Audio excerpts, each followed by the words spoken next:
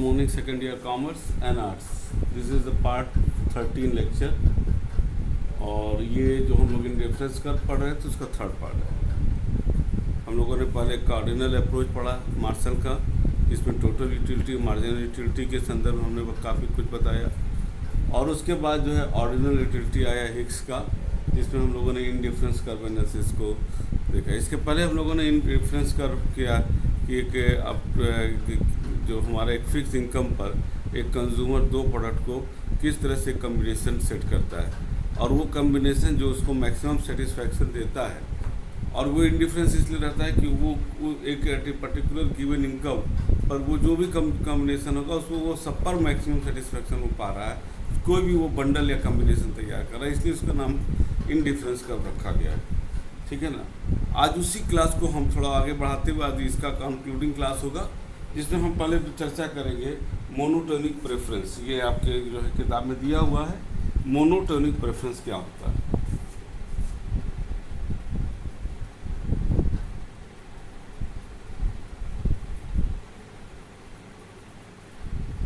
ठीक है, monotonic preference. देखो मोनोटोनी एक होता है कि अक्सर कहते हैं यार काम करते करते मोनोटोनी हो गया है, माने एक रूपता या एक तरह से कहा जाए कि एकदम निरस्ता हो गई है। यहाँ पर निरस्ता के सेंस है कि देयर इज द रिजिडिटी। देखो कोई भी कंज्यूमर हो, एक सामान्य इकोनॉमिक्स की भाषा में, जो इकोनॉमिक्स पूरी तरह साइकोलॉजी में चलता है, उसी पर आधारित सारी थ्योरी अगर देखा जाए डेवलप भी किया गया है। तो एक कंज्यूमर की एक साइकोलॉजी है कि वो जो भी उसका गिवन क्वांटिटी उसके पास पैसा है, वो उसमें वो बेस्ट कॉम्बिनेशन लेगा जिसमें वो सबसे ज़्यादा उसको सामान मिलेगा। हम आपके आते हैं जैसे इसमें दिया हुआ है what is the monotonic preference. ये बोल्ड लेटर में monotonic preference refer to those preference in which consumer always prefer the bundle. Bundle का मतलब होता है या कॉम्बिनेशन, जैसे प्रोडक्ट ए बी या 1-2 having either more of the both goods और more of at least one good और no less of other goods compare to the another bundle. इसको समझने के लिए जरूरी है जो इसमें दिया है, उसी एग्जाम्पल को लेंगे कि 4 आपका बंडल दिया है combination A B C and D. देखो इसमें दिया है 7-7, ठीक है, यहाँ पर दिया है आपका 5-5 और यहाँ दिया हुआ है 7-6, यहाँ दिया है 7-6। ऑर्डर दो तो ये चौथे पर आ रहा है, ये 6-7 है, सॉरी ये 6-7 है, ये चौथे पर आ रहा है। तीसरे पर या तो वो ये लेगा या तो ये लेगा तीसरा, ये तो इसमें से 1 2 3 हो जाएगा, क्योंकि दोनों में एक में वो 7 पा रहा है, एक प्रोडक्ट ए तो दूसरे का 6, यहाँ 6 पा रहा 7 पा रहा, लेकिन द बेस्ट कॉम्बिनेशन जो बन रहा है वो 7 की, दोनों प्रोडक्ट में वो 7-7 पा रहा है। इसको ये यहाँ पर कहने का सेंस है कि जो कंज्यूमर है वो एक बंडल को अडॉप्ट करेगा। क्यों? क्योंकि यहाँ पर ये 5-5 की तुलना में, 7-6 की तुलना में और 6-7 की तुलना में वो सबसे ज़्यादा उसको जो अपने पैसे का जो फिक्स इनकम है उसका सबसे ज़्यादा सेटिस्फैक्शन 7-7 पर उसको मिल रहा है। इसी को इन्होंने कहा है मोनोटोनिक प्रेफरेंस। यानी फिर से बोल रहे हैं, monotonic preference refer to those preference in which consumer always prefer the bundle having either more of the both goods. More of the both goods यानी this is the more of the both goods और more at least one good और no less than other goods compare to the another. क्योंकि ये जो combination है ये comparability पर है, अगर 8-8 आ जाएगा तो वो हो जाएगा, ठीक है ना। तो ये आपका इसको कहते हैं मोनोटोनिक प्रेफरेंस, ठीक है, इसी पर आधारित ये है। और ये हो गया monotonic, what is the monotonic preference. अब हम एक कंक्लूडिंग क्लास के रूप में हम लोग लेंगे कंज्यूमर इक्विलिब्रियम। यहाँ पर कंज्यूमर इक्विलिब्रियम का जो ये लास्ट पॉइंट है that is the consumer equilibrium condition.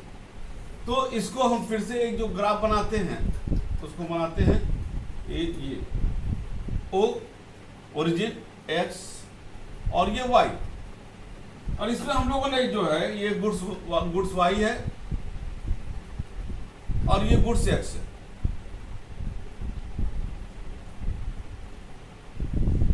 और ये हमारा बजट लाइन,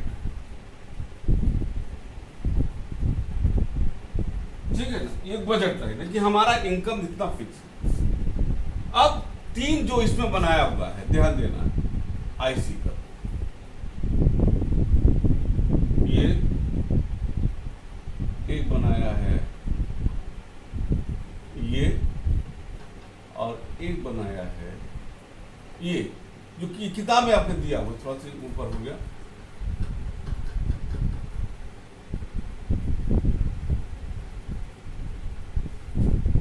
अब इसको दिया है IC1,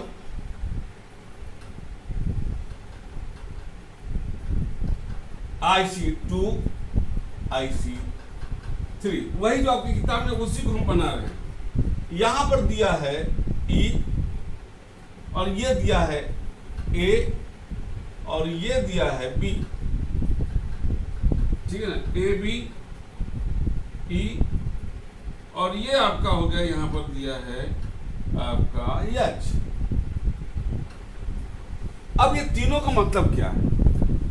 देखिए यहां पर जो मतलब है कि ये बजट लाइन है और बजट लाइन को IC2 कर्व E पर टच कर रहा है, यानी कि वो प्रेफर करेगा IC2 कर्व पर A इक्विलिब्रियम पर, क्योंकि यहां पर एक उसको बेस्ट कॉम्बिनेशन, उसको अपने बजट लाइन पर बेस्ट कॉम्बिनेशन मिल रहा है E पॉइंट पर। और यहां पर एक A है और B है, लेकिन ये सेंस ये है कि यहां पर IC1 वो नहीं लेगा। क्यों नहीं लेगा? वो IC1 इसलिए नहीं लेगा क्योंकि यहां पर उसका जो इनकम है वो अनयूटिलाइज रह जा रहा है, तो वो और खरीदना चाहेगा।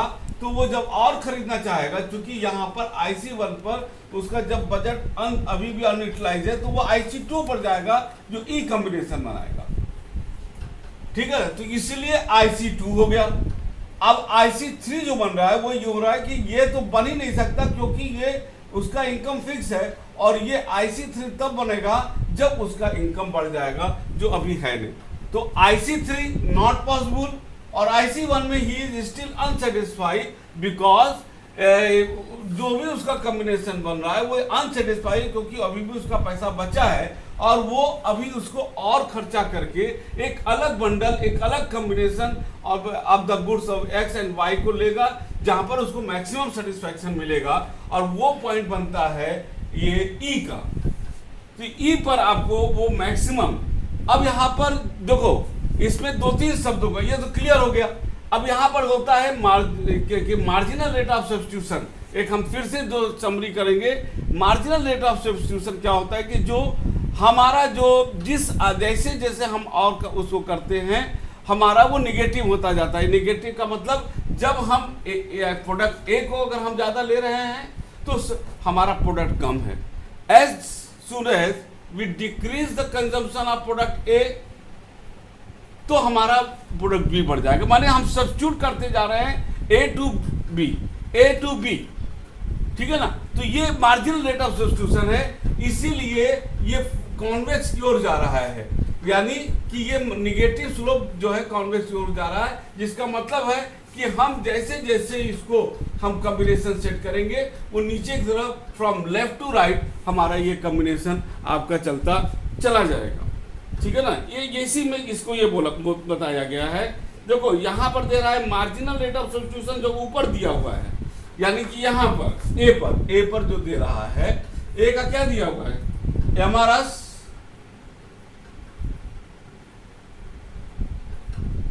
PX अपॉन PY, और यहां पर दे रहा है जो B पर MRS लेस देन PX और PY, ये मोर दे रहे हैं, ये लेस देन, ठीक है ना। तो ये दोनों कॉम्बिनेशन उसको अनसूटेबल कर रहा है, क्योंकि वहां पर ये आ रहा है और यही कॉम्बिनेशन उसको कर रहा है। तो दैट इज द मार्जिनल, वो यहाँ पर रहेगा नहीं, इसी में जो कॉम्बिनेशन बन रहा है वो ए लेगा, क्योंकि वो यहाँ पर the best combination of best suitability of satisfaction with the limited income वो प्राप्त कर रहा है ये बजट लाइन पर, ठीक है। तो ये आपका था पूरा, एक तरह से इसको हम लोगों ने समरी के रूप में यहाँ पर लिया है, ठीक है। अब जैसे इसमें दिया भी है, थोड़ा सा थर्ड पॉइंट देखो, point H is desirable when it lies on the IC3 but it is not attainable because it is beyond the budget line। Clear हो गया जो मैंने बोला? The consumer will attain the equilibrium at point E where budget line is the tangent to the IC and it is the only combination which the consumer is willing and is able to buy। तो ये आपका जो है total आपका ये बन गया, ठीक है। तो इस प्रकार ये चैप्टर हम यहाँ पर आज खत्म करते हैं।